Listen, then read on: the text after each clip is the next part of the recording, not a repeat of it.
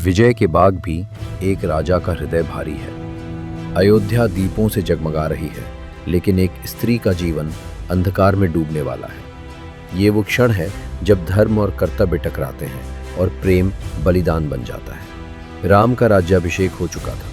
अयोध्या आनंद में डूबी थी। हर घर में दीप जल रहे थे, लेकिन जनता के बीच एक फुसफुसाहट थी।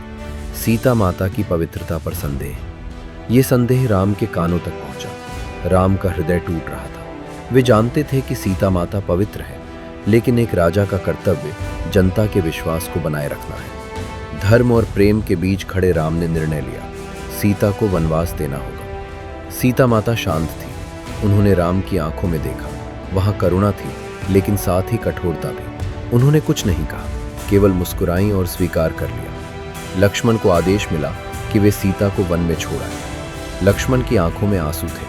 उन्होंने कहा, माता, ये मेरा सबसे कठिन कार्य है। सीता ने उनका हाथ थामा और कहा, लक्ष्मण, ये केवल मेरा नहीं, ये धर्म का मार्ग है। वन में सीता अकेली थी। पेड़ों की छाया, नदी की धारा और पक्षियों का स्वर उनके साथी बन गए, लेकिन उनके हृदय में राम का नाम था और वही उनकी शक्ति थी। समय बीता।